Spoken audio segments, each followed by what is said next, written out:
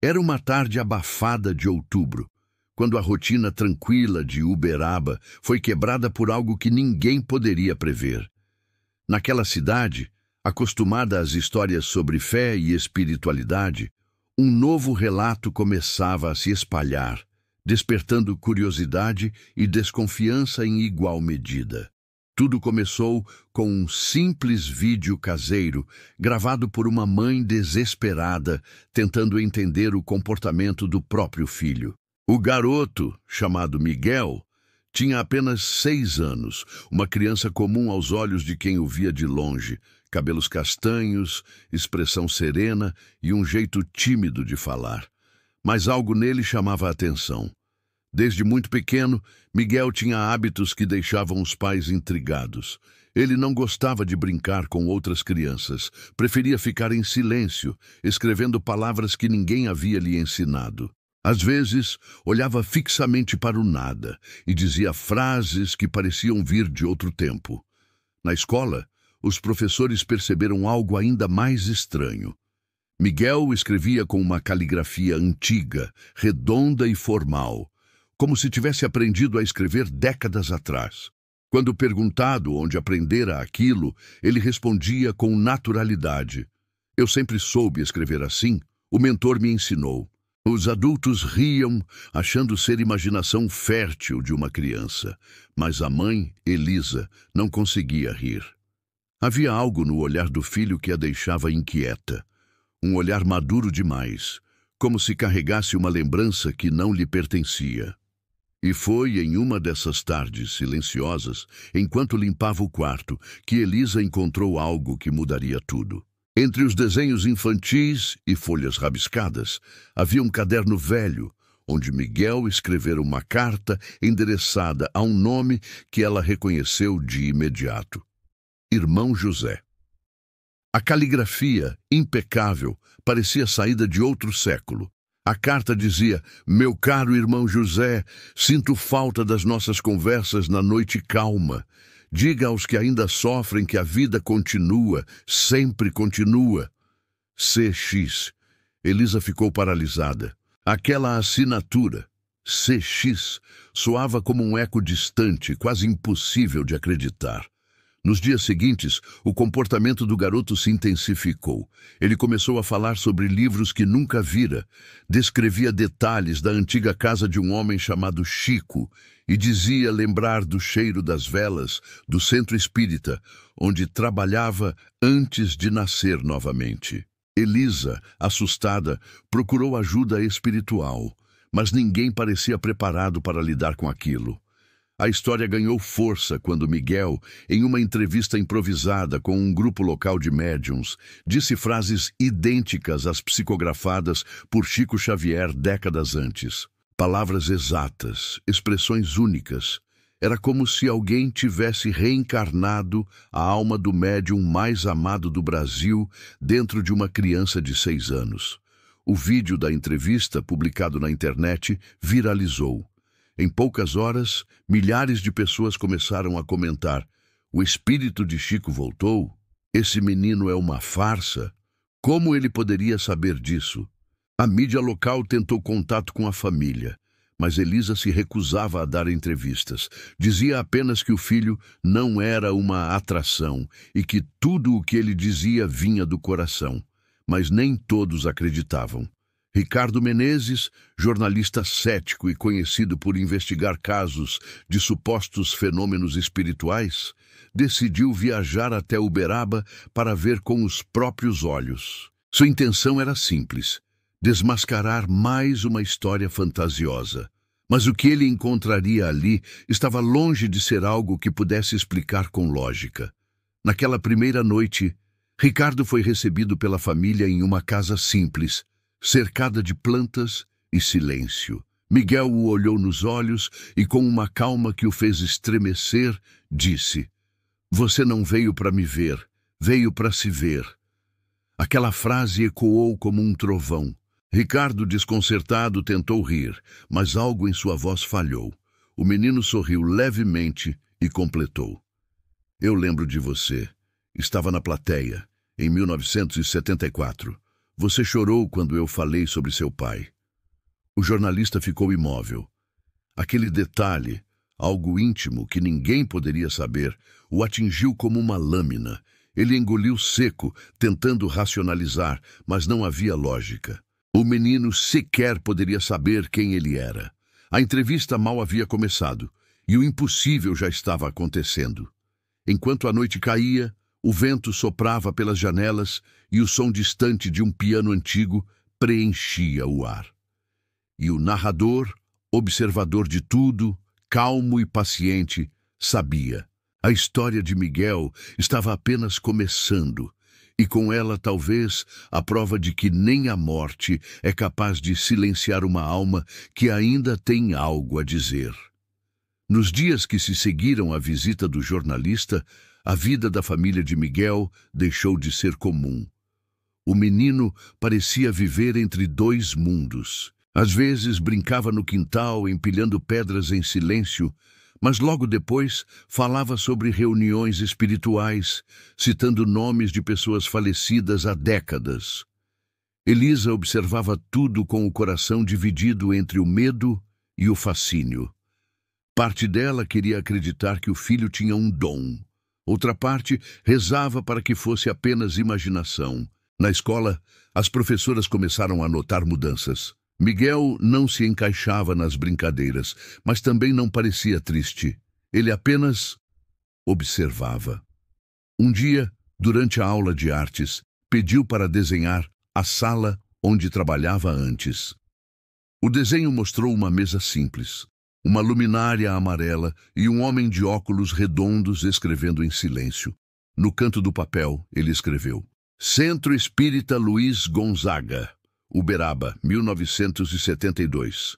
A professora pensou tratar-se de coincidência, mas ao mostrar o desenho a Elisa, o rosto da mãe empalideceu. Aquela descrição era idêntica à sala onde Chico Xavier psicografava. Detalhes mínimos, a cortina bege, o abajur torto, o crucifixo na parede, estavam exatamente no lugar certo. Mas Miguel nunca tinha visto uma foto daquele espaço. Nessa mesma noite, enquanto o menino dormia, Elisa ouviu passos no corredor. A luz do quarto piscava levemente, e um cheiro de lavanda, o mesmo que ela lembrava da casa de sua avó, preenchia o ar. Quando entrou, encontrou o filho sentado na cama, os olhos abertos, murmurando algo em voz baixa. Ela se aproximou e ouviu: A dor não é o fim. A dor é o início da cura. Ela o sacudiu, e ele despertou confuso. Não se lembrava de nada. Elisa chorou em silêncio, sem saber se pedia ajuda médica ou espiritual. No dia seguinte, Ricardo Menezes voltou. Trazia um gravador e uma expressão cansada. Ele não conseguia tirar da cabeça as palavras do menino. Algo nele o perturbava, como se tivesse sido confrontado com algo íntimo e esquecido.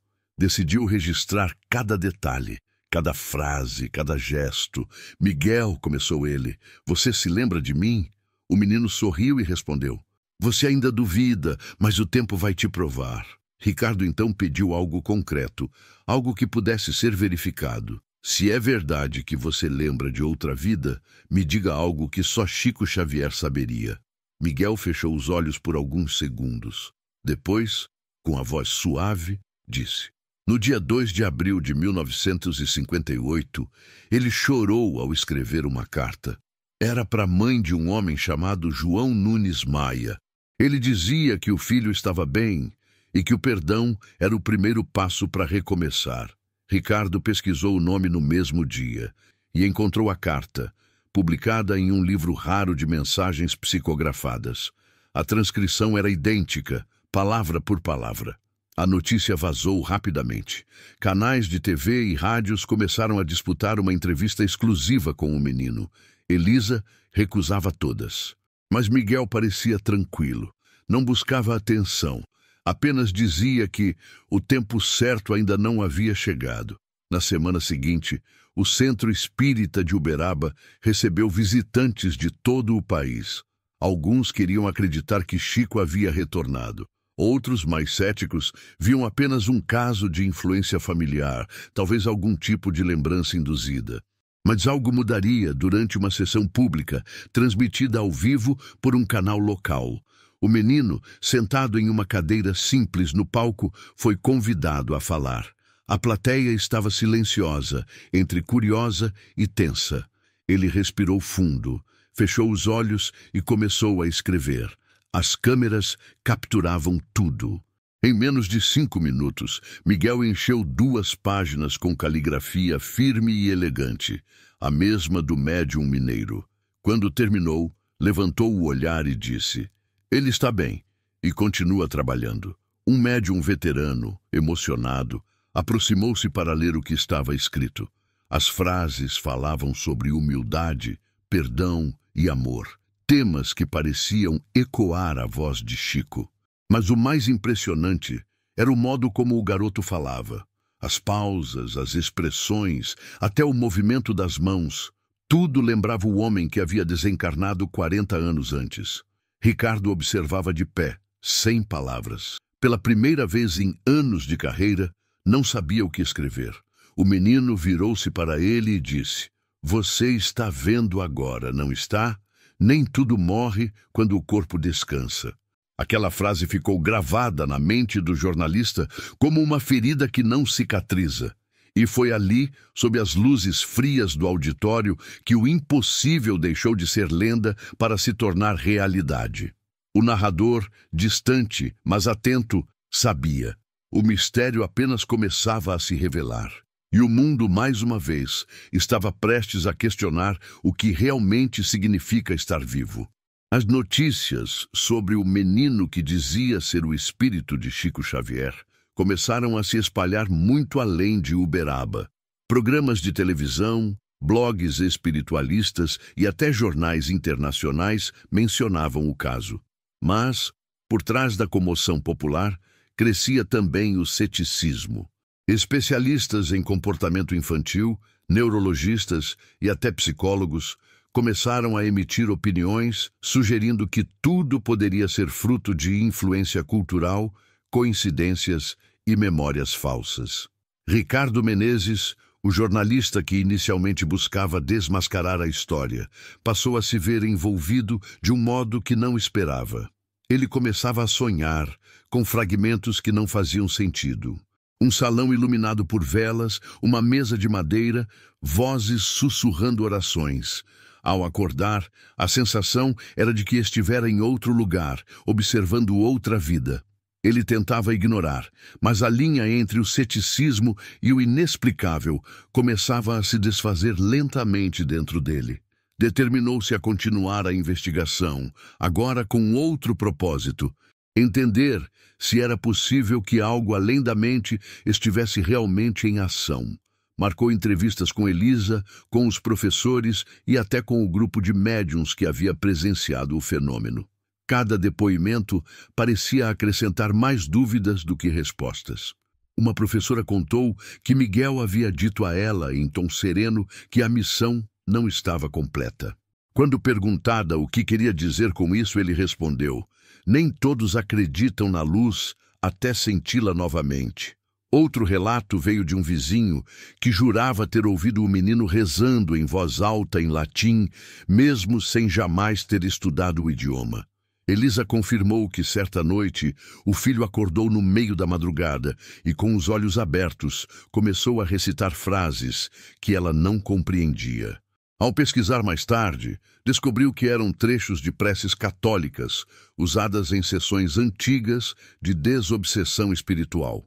Ricardo levou todas essas informações a um neurocientista de São Paulo, o Dr. Paulo Ventura, especialista em memórias falsas e transtornos de identidade. O médico ouviu atentamente, fez algumas anotações e, após alguns minutos de silêncio, disse: "Pode haver múltiplas explicações. O cérebro infantil é mais suscetível à sugestão. Ele pode absorver fragmentos de histórias, de conversas, de filmes e reorganizá-los como se fossem lembranças. É uma forma de confabulação.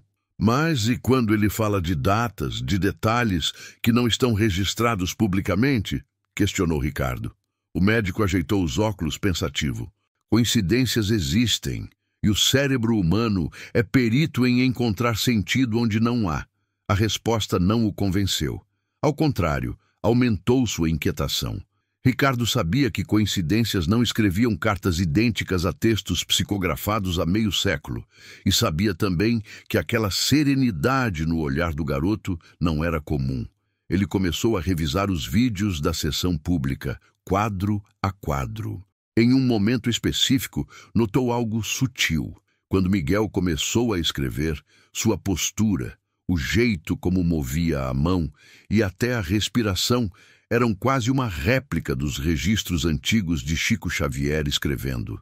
Não era imitação consciente, era natural, instintivo, como se algo o conduzisse. Para tentar entender mais, Ricardo procurou o Centro Espírita Luiz Gonzaga, o mesmo que aparecia nos desenhos do menino. Lá, foi recebido por um senhor de cabelos brancos chamado Seu Arnaldo, que havia convivido pessoalmente com Chico nas últimas décadas de sua vida. O idoso ouviu o relato e ficou em silêncio por longos segundos. Depois disse apenas: "Se é ele mesmo, não é para provar nada. É para lembrar que o amor não se perde." Aquela frase o perseguiu por dias. O amor não se perde. Ricardo começou a escrever um artigo, tentando reunir os fatos de forma racional. Mas quanto mais escrevia, mais percebia que estava se afastando da objetividade. Em vez de um texto jornalístico, o rascunho se tornava uma confissão. Ele não sabia mais no que acreditava. Enquanto isso, Miguel parecia alheio a tudo. Passava horas olhando para o céu, como se esperasse uma resposta. Elisa dizia que, às vezes, o via conversar com alguém que não estava ali. Um dia, ao ser perguntado com quem falava, ele respondeu: "Com Emanuel. Ele diz que você ainda vai entender." Ricardo gelou. Emanuel era o nome do mentor espiritual de Chico Xavier. O menino não poderia saber disso, a não ser que alguém tivesse lhe contado. Mas Elisa jurava que nunca mencionou o nome. Naquela noite, o jornalista escreveu em seu diário: "Ou estou sendo enganado por algo que não entendo, ou estou diante da maior prova de que a vida não termina com a morte." Os dias seguintes foram marcados por silêncio e expectativa. O Centro Espírita anunciou uma nova reunião pública. Miguel estaria presente novamente, e desta vez diante de câmeras de televisão nacionais. Ricardo sabia que algo estava prestes a acontecer. O ar em Uberaba parecia mais denso, como se o próprio tempo aguardasse o desenrolar de uma história que não pertencia mais apenas à fé, mas à própria essência da existência. A nova reunião pública estava marcada para um sábado à noite. O auditório do Centro Espírita Luiz Gonzaga estava lotado e uma atmosfera densa pairava no ar, algo entre a expectativa e o medo. Do lado de fora, câmeras de televisão aguardavam qualquer sinal do menino que, segundo muitos, carregava a alma de Chico Xavier. Dentro, o silêncio era quase sagrado. Ricardo Menezes, com seu gravador em mãos, observava cada detalhe. Elisa, visivelmente nervosa, segurava as mãos do filho. Miguel, em contraste, parecia calmo, quase sereno demais para a idade. Seus olhos fixavam o vazio à frente, como se enxergasse algo além do visível. O coordenador do centro pediu 1 minuto de oração. A multidão baixou as cabeças. Quando o silêncio se estabeleceu, Miguel ergueu o olhar e disse, em tom suave: "Ele está aqui." Um arrepio percorreu o salão. Ninguém entendeu de imediato. O coordenador tentou continuar a prece, mas o garoto começou a escrever novamente com uma firmeza que impressionava. As câmeras captavam cada movimento da caneta deslizando sobre o papel. As primeiras palavras surgiram nítidas. "Filhos, não há distância entre o amor e o espírito." A caligrafia, inclinada, redonda, característica, era inconfundível. Ricardo se aproximou um pouco, tentando ver de perto. Miguel parecia em transe. A respiração era lenta, controlada. Ele parou de escrever e, sem abrir os olhos, começou a falar. A voz que saiu de sua boca não parecia a de uma criança. Tinha um timbre grave, pausado, idêntico ao das antigas gravações de Chico. A fé é o fio invisível que liga os mundos. Nenhum coração se perde quando ama. O público ficou estático. Alguns choravam, outros murmuravam orações. Elisa tapou a boca, tomada por lágrimas silenciosas. Ricardo, por sua vez, não sabia se estava diante de um fenômeno espiritual ou de um evento psicológico inexplicável. Mas então, algo ainda mais perturbador aconteceu. Miguel abriu os olhos e fixou o olhar diretamente em Ricardo. O semblante do garoto mudou. Era como se uma presença diferente, uma consciência maior, tomasse conta dele.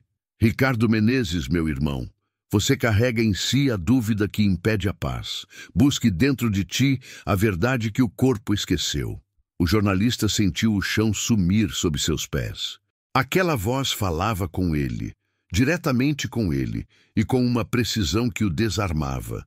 Ninguém ali sabia de sua luta interna, da perda recente de seu pai, do vazio que o acompanhava desde então. Mas o menino sabia, e o menino não deveria saber. O auditório inteiro ficou em silêncio absoluto. A única coisa audível era a respiração contida da multidão. Miguel então começou a repetir algo baixinho, em um tom quase hipnótico. O amor não morre, o amor não morre. De repente, as luzes piscaram. Um vento frio atravessou o salão. As folhas que estavam sobre a mesa se espalharam pelo chão, como se um sopro invisível tivesse passado por ali. Algumas pessoas gritaram, outras começaram a rezar, mas Miguel não se moveu. Continuava sentado, o olhar distante, como se enxergasse uma presença que mais ninguém via. Quando a luz se estabilizou, o garoto olhou para Elisa e sorriu. Mamãe, ele disse que está feliz por você ter acreditado. Ela se aproximou tremendo. Quem, meu amor? O homem das cartas, aquele que nunca parou de escrever. Elisa desabou em prantos. Ricardo desligou o gravador. Não sabia mais se estava documentando uma reportagem ou testemunhando um milagre. O coordenador se aproximou e colocou a mão no ombro do menino, que agora parecia exausto. Miguel, você quer dizer algo mais? Ele respirou fundo e respondeu. Só que ele não quer que façam disso um espetáculo. Ele só quer lembrar que a vida continua, sempre continua. O público aplaudiu. Alguns de pé, outros chorando. As câmeras continuavam ligadas, mas ninguém sabia exatamente o que tinha acabado de acontecer.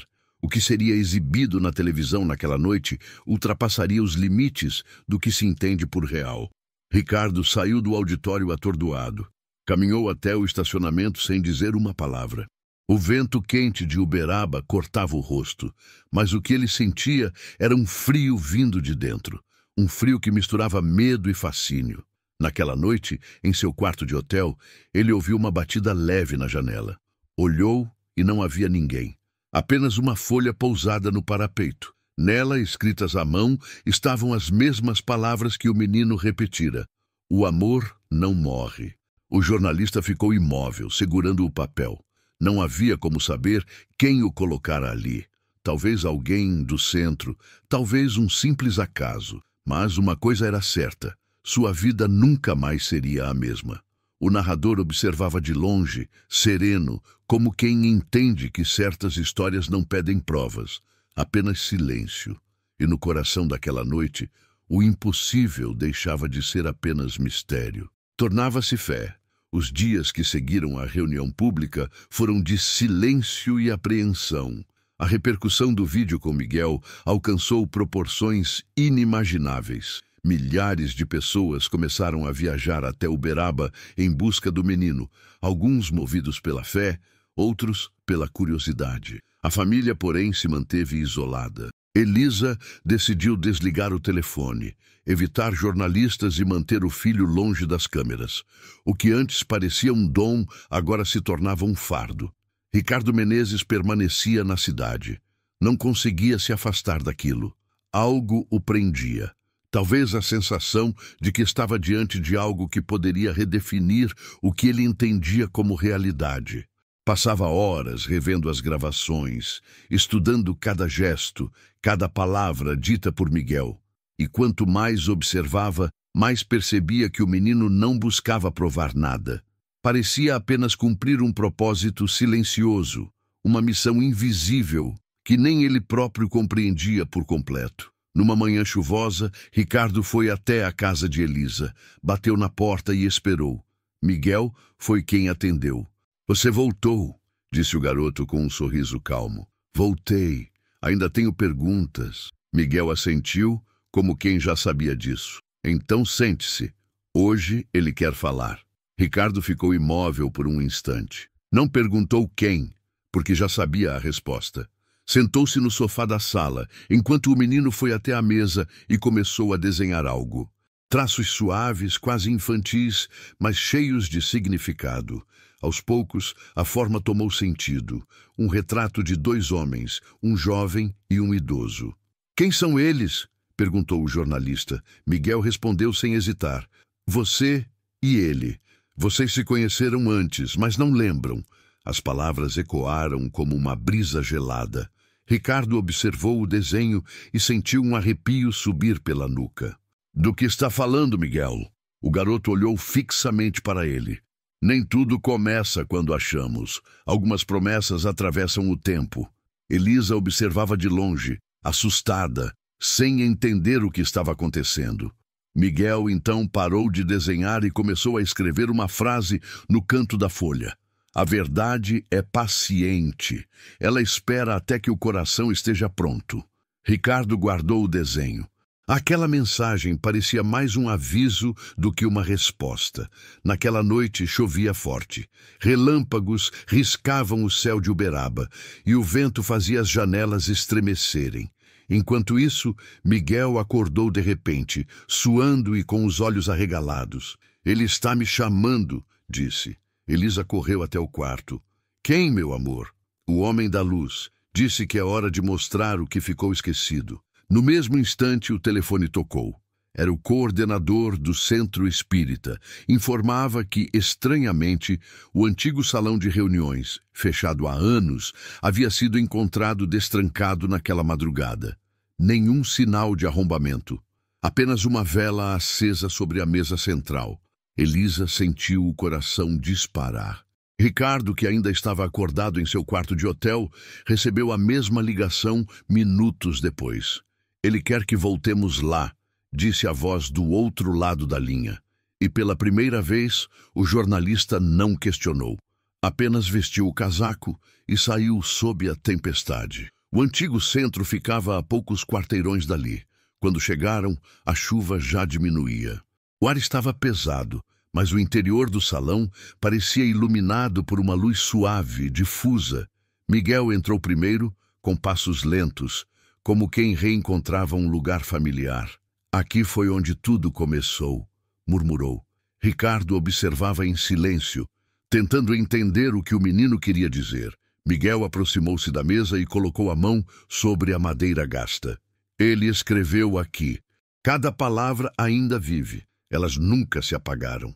Elisa, emocionada, aproximou-se e viu algo que a fez estremecer. As marcas antigas de caligrafia no tampo da mesa, como se o tempo não tivesse conseguido apagá-las. Miguel fechou os olhos e começou a recitar uma oração. A mesma oração usada nas antigas sessões mediúnicas de Chico. De repente, o relógio de parede, parado há décadas, deu um estalo e começou a funcionar. O ponteiro girava, lento, até parar exatamente em 2 do dia 2 de abril, data de nascimento de Chico Xavier. Um silêncio profundo tomou conta do ambiente. Ricardo, pela primeira vez, sentiu a garganta apertar. A dúvida que o movia parecia se dissolver diante de algo maior, algo que nenhuma teoria poderia conter. Miguel abriu os olhos e disse com voz calma: "Ele quer provar que o tempo não separa os que se amam. E hoje você vai entender por quê." Do lado de fora, a chuva cessou completamente. A lua apareceu entre as nuvens, iluminando o salão como um holofote natural. O narrador, observador invisível daquele momento, sabia. O encontro definitivo estava prestes a acontecer. E quando o mistério se revela, raramente o mundo continua o mesmo. O salão antigo parecia suspenso no tempo. O cheiro de madeira úmida misturava-se ao perfume sutil de lavanda, o mesmo que impregnava as roupas de Chico Xavier em suas últimas reuniões. As luzes oscilavam, projetando sombras longas nas paredes, como se o passado estivesse tentando se manifestar entre as frestas do presente. Miguel caminhava devagar, o olhar distante, tocando as bordas da mesa como quem reconhece um velho amigo. Elisa permanecia atrás dele, trêmula, sem saber se chorava ou rezava. Ricardo observava tudo com a mente em conflito. Ele, homem da razão e da lógica, agora sentia o chão se desfazer sob os pés. O ar estava pesado, vibrante, quase elétrico. Cada respiração parecia puxar um pouco do invisível que pairava ao redor. Miguel parou diante da mesa, fechou os olhos e sussurrou algo em voz baixa. As palavras antigas e suaves eram as mesmas preces ditas nas sessões mediúnicas de décadas atrás. O som ecoou pelo salão e, por um instante, o tempo pareceu parar. Um vento frio soprou pelas janelas, levantando o pó dos móveis e fazendo a chama da vela vacilar. Ricardo deu um passo à frente, o coração acelerado, e percebeu que o menino começava a tremer levemente. Elisa tentou se aproximar, mas Miguel levantou a mão, pedindo silêncio. Sua voz, quando voltou a falar, já não era a mesma. Era mais grave, pausada, com um tom que parecia vir de muito longe. A vida continua, e o amor é a ponte que liga os mundos. O jornalista prendeu a respiração. Ele conhecia aquela frase. Estava em um dos livros psicografados por Chico Xavier. Antes que pudesse dizer algo, o menino levantou o rosto, os olhos ainda fechados, e murmurou: "Ricardo, você veio porque foi chamado." O jornalista recuou um passo. O suor escorria pela testa, e ele sentiu o corpo estremecer. "Chamado por quem?" perguntou, a voz falhando. Miguel abriu os olhos lentamente. O olhar agora não parecia mais o de uma criança. Havia ali algo antigo, sábio, algo que observava o mundo com a serenidade de quem já viveu muitas vidas. "Por mim, meu irmão, porque há algo que você precisa lembrar." Elisa levou as mãos à boca. Ricardo sentiu um frio atravessar o corpo. "Lembrar do quê?" insistiu. Miguel ergueu a mão direita, apontando para o coração dele. "Do perdão que nunca foi dito." O silêncio que se seguiu foi quase doloroso. O jornalista cambaleou, como se aquelas palavras o atingissem com o peso de uma lembrança esquecida. Imagens confusas começaram a surgir em sua mente. Uma sala antiga, livros empilhados, uma carta sendo escrita com lágrimas, uma voz suave dizendo: "O amor não morre." Ele piscou várias vezes, tentando afastar a visão, mas quanto mais resistia, mais nítida ela se tornava. Miguel aproximou-se e sua voz soou quase como um sussurro dentro da mente dele. "Você chorou naquele dia, lembra?" Estava na última fileira. Pediu um sinal, mas o medo falou mais alto. "Hoje o sinal veio te buscar." Ricardo caiu de joelhos, sem conseguir conter as lágrimas. Aquilo era impossível. Ele nunca contara a ninguém sobre aquela noite em 1974, quando, ainda adolescente, havia assistido a uma palestra de Chico Xavier e prometido a si mesmo que seguiria um caminho de fé. Mas o tempo o endureceu, a perda do pai o afastou da crença, e a dúvida tomou o lugar da esperança. Agora, diante de um menino de 6 anos, o passado o confrontava com uma força que nenhuma lógica poderia refutar. Miguel colocou a mão sobre sua cabeça. "Ele diz que o perdão é o caminho de volta e que você precisa se permitir amar outra vez." As lágrimas do jornalista caíam no chão de madeira. Elisa soluçava baixinho, sentindo algo entre o medo e a devoção. O relógio de parede, que voltara a funcionar, marcou 2 horas e 2 minutos. O vento cessou. O menino respirou fundo, fechou os olhos e, num tom sereno, completou: "A missão foi cumprida." A vela se apagou sozinha. Um silêncio absoluto tomou conta do salão. Por alguns segundos, ninguém se moveu. Quando a luz voltou, Miguel estava desacordado, mas seu rosto exibia uma expressão de paz. Elisa o abraçou, chorando. Ricardo, ainda de joelhos, olhava fixamente para a mesa, onde agora havia uma folha de papel que não estava ali antes. Aproximou-se, tremendo. As palavras escritas à mão diziam: meu irmão, a fé não pede provas, pede coragem. E se o amor sobrevive, é porque a vida nunca termina. Eis, Ricardo segurou o papel contra o peito. Aquele era o fim da dúvida e o início de uma nova compreensão.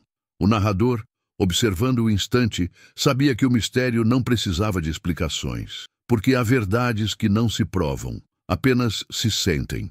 E naquela madrugada silenciosa de Uberaba, um homem encontrou a fé que havia perdido, e um menino dormia em paz, como se o próprio universo tivesse encerrado uma promessa feita há muitas vidas.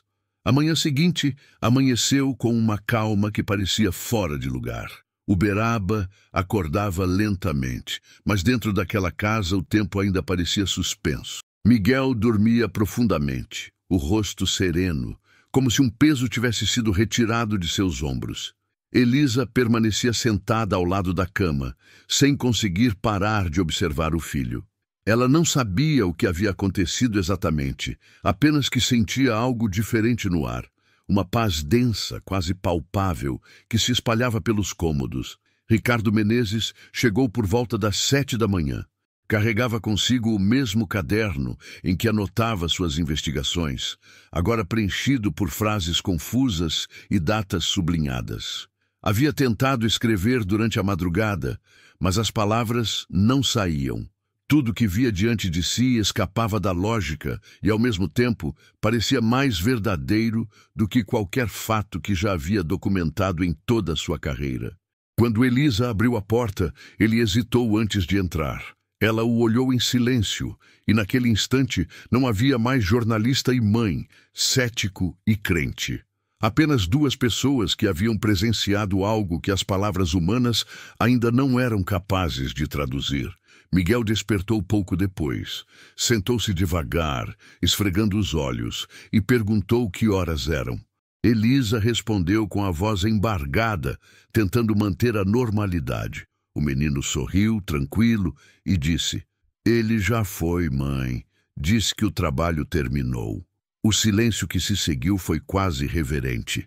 Ricardo se aproximou e perguntou se o garoto lembrava do que havia acontecido na noite anterior. Miguel balançou a cabeça.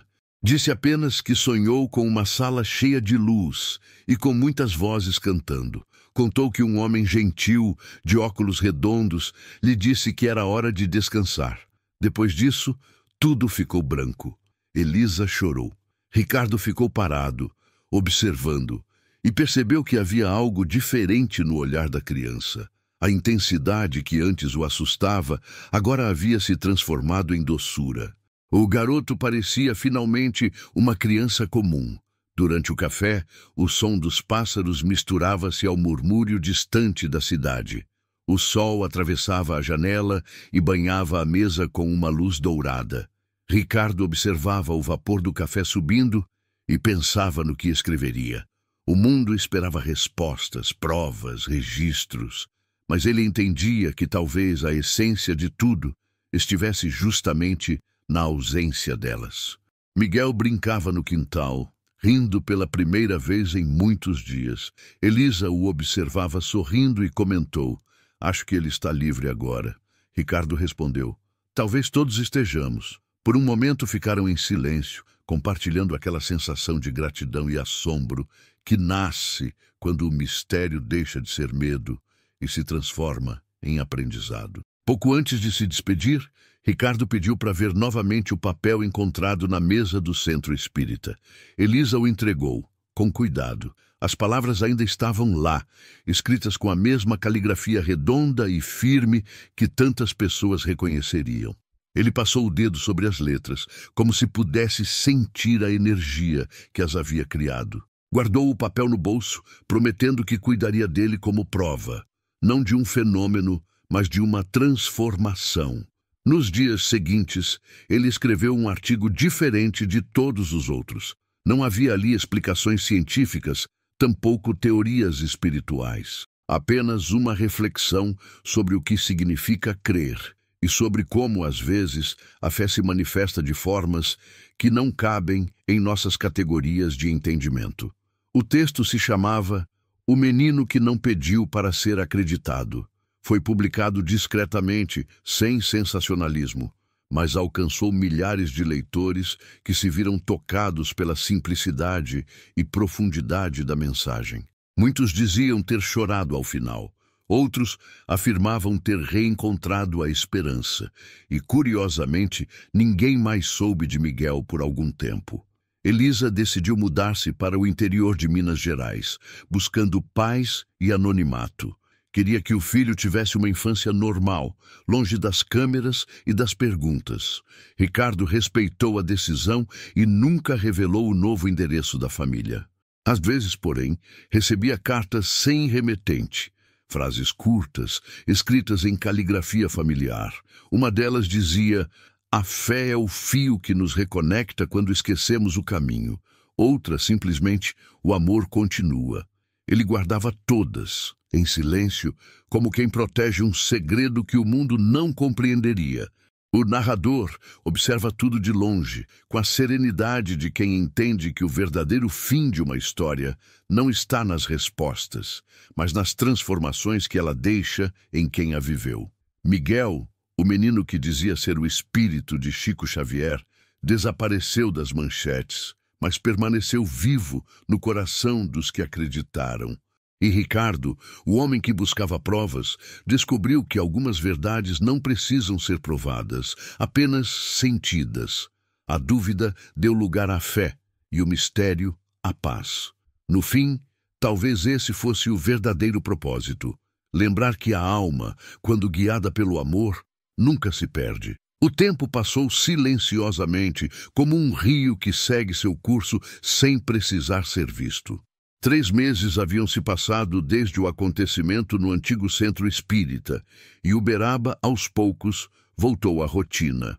A cidade, que durante semanas havia sido tomada por peregrinos e curiosos, agora voltava a respirar em ritmo normal. As histórias sobre o menino de Chico se transformaram em lendas locais, contadas entre cafés e rodas de conversa, onde cada um dizia ter ouvido algo diferente, e ninguém sabia ao certo o que era verdade. Elisa, fiel à decisão que tomara, mudou-se com Miguel para uma pequena cidade nas montanhas de Minas Gerais.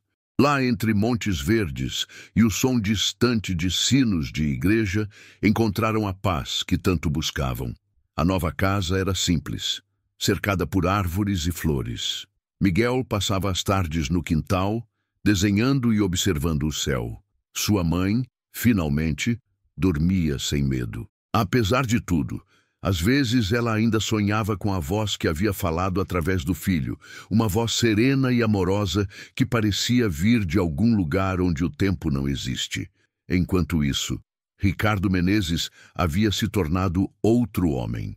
Continuava jornalista, mas seu olhar sobre o mundo havia mudado. Escrevia menos sobre escândalos e mais sobre pessoas. Seu novo programa de rádio, chamado Entre Vidas, trazia histórias de fé, coincidências e recomeços. Os ouvintes diziam que havia algo na voz dele, uma mistura de calma e melancolia, que fazia com que cada palavra soasse verdadeira. Um dia, enquanto revisava antigas gravações para o programa, Ricardo encontrou um áudio que não lembrava de ter feito. O som era baixo, como se tivesse sido gravado por engano. Havia o som do vento e depois uma voz infantil dizendo: "O amor é a lembrança que nunca se apaga." Ele parou, arrepiado. Aquela voz era de Miguel. Mas o curioso é que aquela frase nunca havia sido dita em nenhum dos encontros. Ele sabia de cor cada diálogo, cada palavra, e aquela gravação não existia entre os registros oficiais. Por um instante, pensou que pudesse ser uma interferência, mas o coração sabia que não era. Guardou o áudio e nunca o mostrou a ninguém.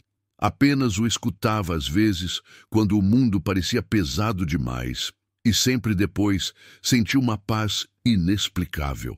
Certa tarde, recebeu uma carta sem remetente. Dentro, havia apenas uma pequena folha com a frase: "As sementes foram lançadas". No verso, uma assinatura abreviada: CX. Ricardo sorriu, com lágrimas nos olhos. Era como se o mistério ainda o acompanhasse, não mais como uma dúvida, mas como um lembrete de que há dimensões da vida que não cabem em nossas lentes. Passaram-se anos. Miguel cresceu e, com o tempo, as lembranças daquela fase começaram a se diluir. Quando perguntado sobre o que lembrava, ele respondia apenas que sonhava com uma luz bonita e com alguém que o chamava de filho querido. Elisa, agora com cabelos grisalhos, dizia que o garoto ainda tinha um olhar diferente, profundo demais para a idade, mas que, por outro lado, havia aprendido a viver no presente, e isso bastava. Às vezes, em datas especiais, ele escrevia frases em um caderno antigo e deixava na varanda. Uma delas dizia: "O amor é eterno porque não precisa de forma para existir". Outra: "A alma é o eco de Deus dentro de nós". Ninguém sabia ao certo de onde vinham aquelas palavras, mas Elisa as guardava com carinho, como se fossem pequenos presentes deixados pelo destino. O narrador observa tudo de longe, compreendendo que o mistério não terminou, apenas mudou de forma. Há histórias que não se encerram, apenas se transformam em aprendizado. A presença que se manifestou através de Miguel talvez não quisesse provar a vida após a morte, mas lembrar os vivos de que o amor, em sua forma mais pura, é a própria continuidade da existência. Ricardo, agora mais velho, ainda viaja até Uberaba uma vez por ano. Visita o antigo centro espírita, hoje restaurado, e sempre deixa uma vela acesa sobre a mesa onde tudo começou. Fica em silêncio por alguns minutos e, antes de ir embora, murmura: "Obrigado por ter me feito lembrar". O vento responde suavemente, balançando a chama da vela, e ele entende o recado. Algumas conexões não precisam de palavras. São almas que se reconhecem, mesmo separadas pelo tempo.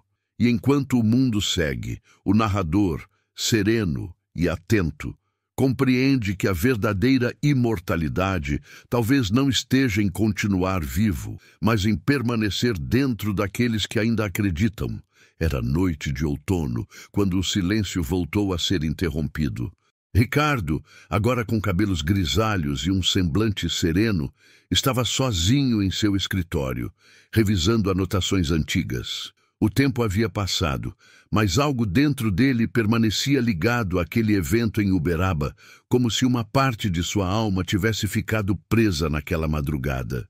Ele lia suas próprias palavras escritas anos antes, a descrição do salão, a voz de Miguel, a mensagem assinada com as iniciais de Chico, e sentia que, por mais que tivesse aceitado o mistério, algo ainda o chamava. Havia perguntas que nunca o deixaram completamente. Seria possível que o fenômeno não tivesse terminado? Ou que o elo entre ele e aquele espírito ainda estivesse ativo de alguma forma? O vento soprou pela janela entreaberta, espalhando algumas folhas pelo chão. Uma delas parou diante dele. No canto superior havia uma pequena mancha circular, como se uma gota de cera de vela tivesse caído ali. Ricardo a pegou e percebeu que era uma das folhas antigas da transcrição da sessão de 2019, quando Miguel escrevera as palavras que mudaram tudo. Leu novamente: "O amor não morre". E então, no verso, notou algo que nunca havia visto antes. Uma frase quase invisível, escrita em grafite fraco que dizia: "O ciclo ainda não terminou". O coração dele acelerou. Olhou ao redor, buscando explicação. Não havia ninguém, apenas o som distante da chuva começando a cair. Por um instante, a velha sensação de presença voltou, aquela mesma energia sutil que havia sentido no salão tantos anos atrás. Um arrepio percorreu sua espinha. Fechou os olhos e respirou fundo.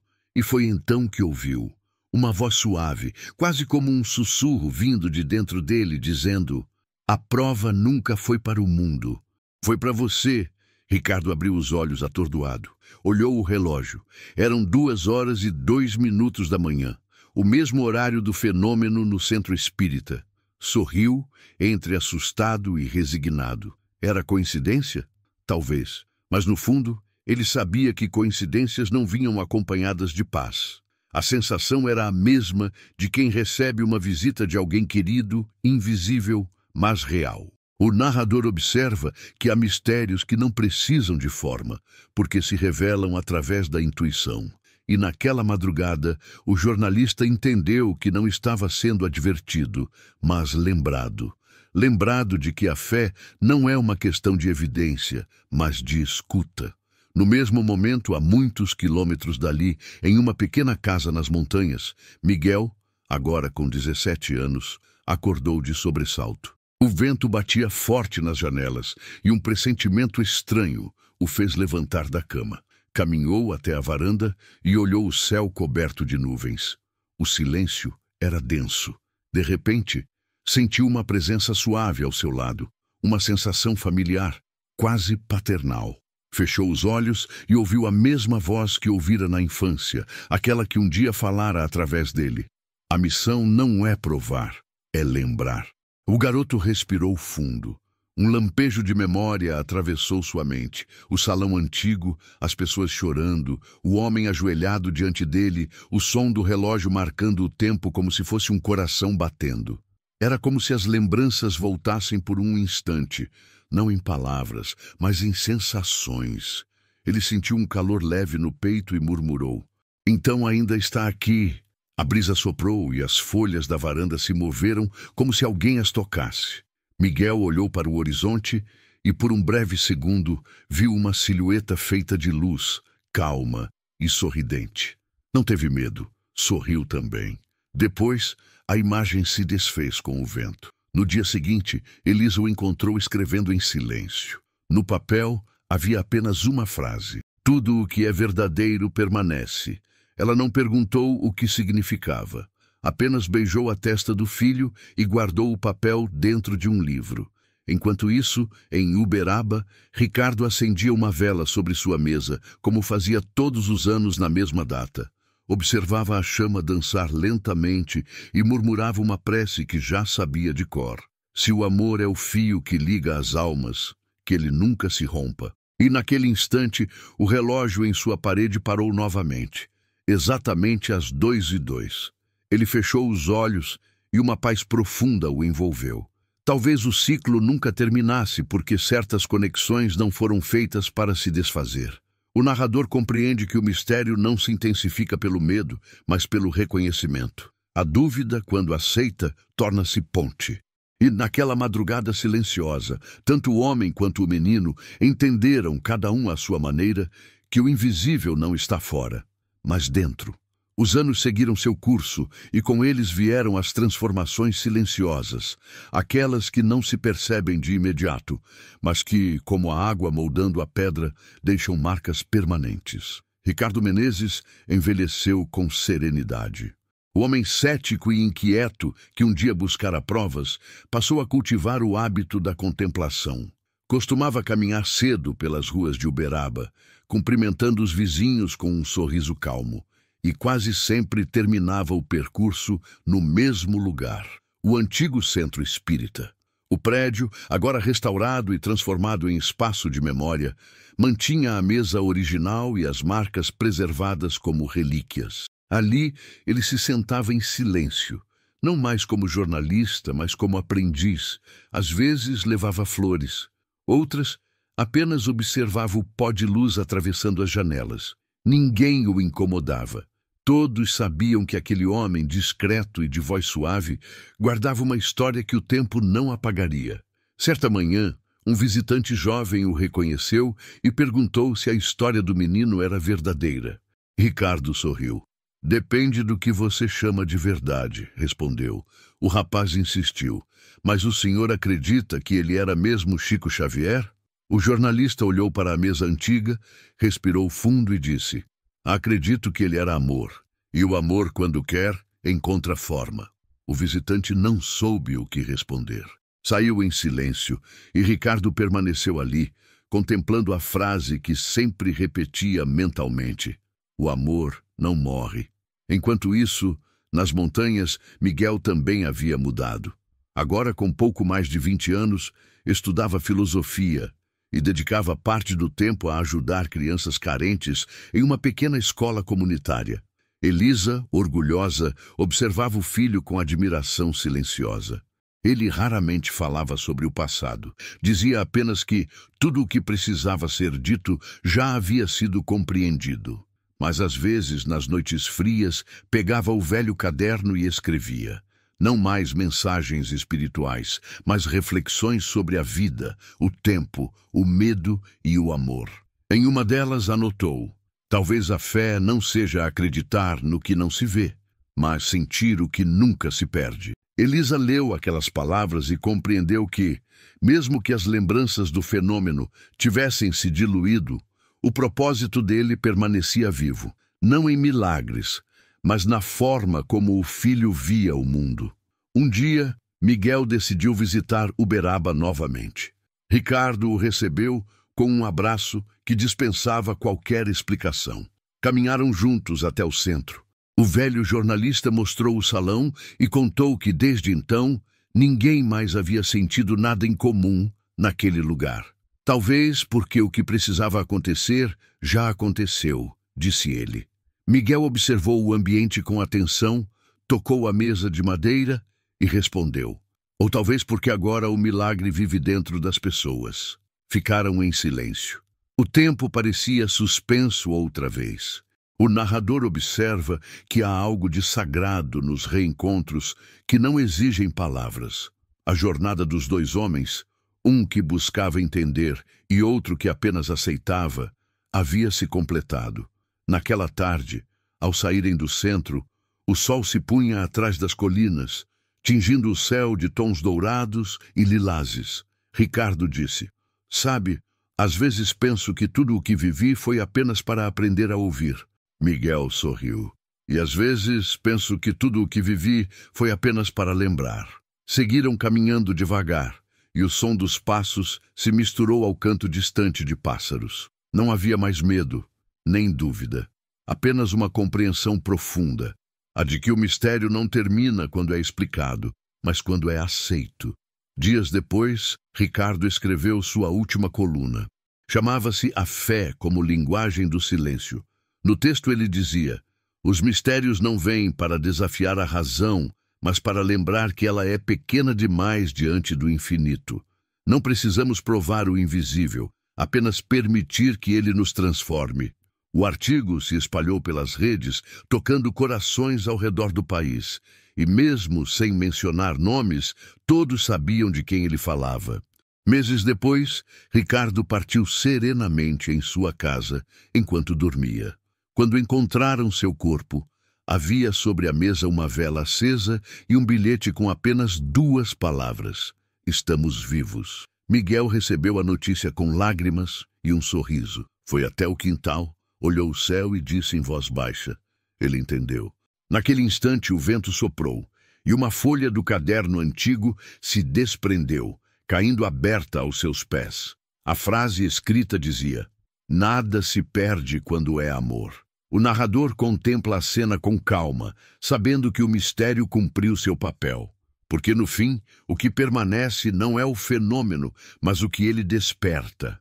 E entre o visível e o invisível, o que verdadeiramente une as almas é o eco silencioso da lembrança, aquele que o tempo jamais consegue apagar. Passaram-se meses desde a partida de Ricardo Menezes, e o mundo parecia seguir seu curso, indiferente às pequenas histórias que, em silêncio, mudam o destino das pessoas. Em Uberaba, o centro espírita havia se transformado em local de visitação.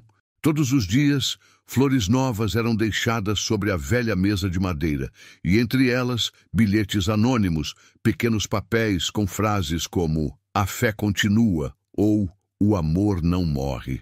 Ninguém sabia quem os deixava, mas os trabalhadores do local diziam que, todas as madrugadas, o relógio de parede voltava a marcar o horário de 2:02, por alguns segundos antes de parar novamente. E ninguém ousava mexer no ponteiro. Era como se o tempo, respeitoso, prestasse homenagem ao mistério que ali acontecera.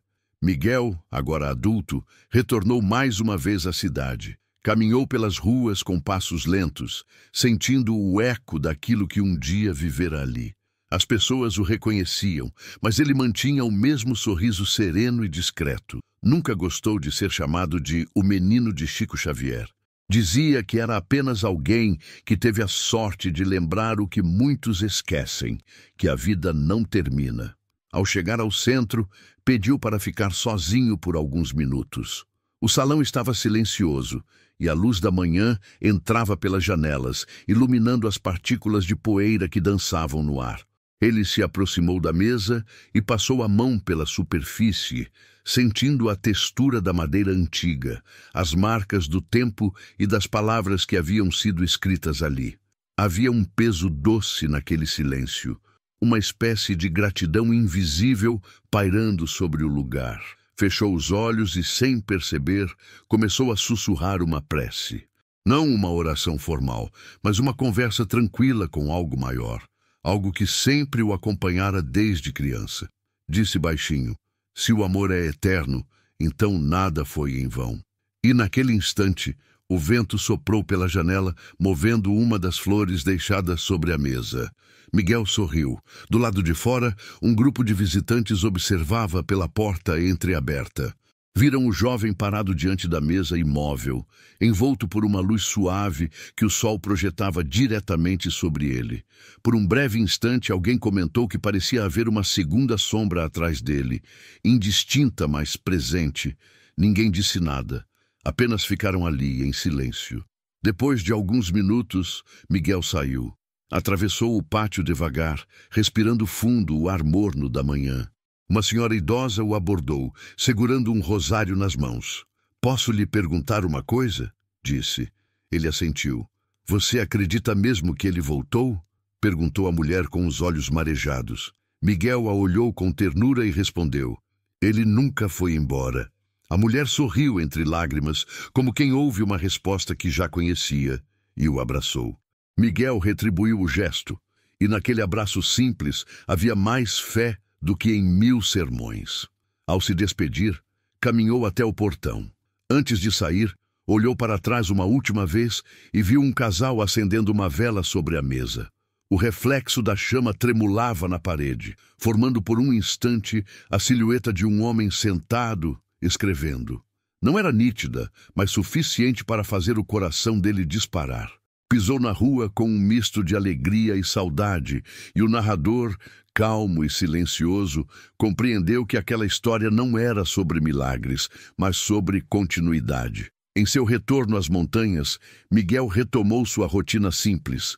Ajudava na escola, plantava árvores e ensinava às crianças algo que chamava de oração do silêncio. Dizia a elas que, quando o mundo ficasse confuso, bastava fechar os olhos e ouvir o que o coração dizia, porque ali mora o que nunca morre. Ninguém sabia que à noite ele ainda escrevia cartas, não para enviar, mas para deixar sob o travesseiro. Frases curtas, mas profundas. Uma delas dizia: "Quem ama não parte, apenas muda de endereço." Outra: "A fé não é cega. Ela apenas enxerga o invisível primeiro." O narrador observa então que o mundo continua, os dias passam, e a história daquele menino que um dia disse ser o espírito de Chico Xavier se mistura à própria lenda de quem ele evocou. Talvez seja assim que o mistério se eterniza, não como lembrança de algo impossível, mas como prova de que há algo em nós que reconhece o infinito quando o encontra. Ao final, o vento volta a soprar pelas montanhas, e por um breve instante, a voz suave de um homem parece ecoar no ar. A vida continua, filho. Sempre continua. E no brilho discreto do amanhecer, Miguel sorri, não porque ouviu, mas porque sentiu. O tempo, que sempre fora testemunha silenciosa de tudo, parecia agora apenas observar, satisfeito, o fim de um ciclo. A história de Miguel e Ricardo havia se transformado em algo maior do que eles próprios. Uma lembrança que sobrevivia nas conversas baixas, nos livros esquecidos, nos corações que precisavam acreditar que há algo além do último suspiro. Ninguém mais sabia ao certo o que fora real, o que fora fé ou o que fora destino, e talvez, como o narrador compreendia, essa fosse a essência de toda a verdade. Não estar na prova, mas na permanência. Miguel envelheceu em paz, e cada ano parecia deixá-lo mais calmo, mais centrado, mais em sintonia com o silêncio que o acompanhava desde a infância. Ele se tornara um homem de poucas palavras, mas de muitos gestos. Era conhecido na pequena cidade como alguém que ajudava sem ser notado. Cuidava de idosos, orientava jovens, plantava árvores e deixava bilhetes anônimos em portas de vizinhos com frases simples como "A luz está em você" ou "Tudo o que é amor permanece". Quando perguntavam de onde vinham aquelas palavras, ele apenas sorria e dizia: "São ecos do que já foi dito". Em noites frias, ainda se sentava na varanda, olhando o horizonte, onde o céu parecia tocar as montanhas. Às vezes, fechava os olhos e sentia aquela presença antiga, familiar, como se o espírito que um dia falara através dele ainda o visitasse em forma de paz. Não havia mais visões, nem vozes, nem fenômenos inexplicáveis. Restava apenas a certeza tranquila de que a vida era contínua, como um livro sem ponto final. Elisa, já idosa, observava o filho com orgulho. Dizia que o milagre não fora o que o mundo viu, mas o que ele se tornou. Não é sobre ser Chico, dizia ela. É sobre lembrar que o amor é o mesmo em qualquer forma. Quando ela partiu, aos 82 anos, Miguel colocou sobre o caixão um pequeno papel com a frase: "A vida continua". E enquanto a terra cobria o último gesto, o vento soprou com delicadeza, levantando as folhas ao redor como se o próprio universo confirmasse aquelas palavras. Anos depois, Miguel também partiu. Não de maneira trágica ou repentina, mas como quem simplesmente adormece, sabendo que cumpriu o que precisava cumprir. Encontraram-no sentado na varanda, com um caderno aberto no colo. No alto da página, havia apenas uma frase: "O amor é o idioma dos mundos". O caderno foi guardado por uma das crianças que ele ensinava na escola comunitária.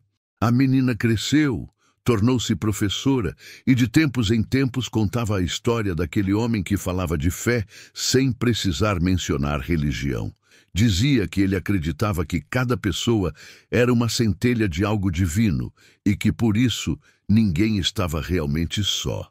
O narrador, observando de um ponto onde o tempo não pesa, entende que essa é a forma como as almas se perpetuam, através do bem que deixam e da lembrança que inspiram. Décadas mais tarde, o antigo centro espírita de Uberaba foi restaurado novamente. Uma placa de bronze foi colocada sobre a mesa original, com os nomes de todos os que participaram daquela história. No rodapé, uma inscrição simples: "Em memória dos que provaram que o amor é imortal". Visitantes de todas as partes do mundo ainda passam por ali. Alguns oram, outros apenas observam, mas todos sentem algo. Um arrepio leve, uma emoção inexplicável, como se o ar ainda guardasse resquícios daquilo que um dia se manifestou. Às vezes, alguém jura ter visto, no reflexo da janela, a silhueta de um homem escrevendo calmamente. Outros dizem ouvir ao longe uma voz suave repetindo: "A vida continua". Nenhum aparelho grava, nenhuma câmera capta, mas todos que testemunham saem dali diferentes, como se um pedaço do invisível os tivesse tocado. E o narrador sabe que é assim que os milagres se mantêm vivos, não nas provas, mas na transformação silenciosa dos que acreditam. Numa tarde qualquer, uma criança, curiosa, perguntou à guia do centro quem era aquele homem chamado Chico Xavier. A mulher sorriu e respondeu: "Foi alguém que acreditava tanto no amor que o amor resolveu voltar para continuar o trabalho". A menina ficou em silêncio, olhou para o alto e disse: "Então, ele ainda está por aqui". A guia respondeu com ternura: "Sim, está, sempre esteve". O sol atravessava o vitral colorido, projetando luzes no chão.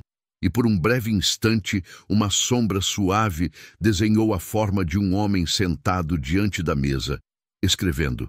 Quando a luz se moveu, a figura desapareceu, mas a paz permaneceu. O narrador encerra sua história com a certeza de que tudo o que começa na luz volta para ela. E se há algo que sobrevive à morte, é o amor.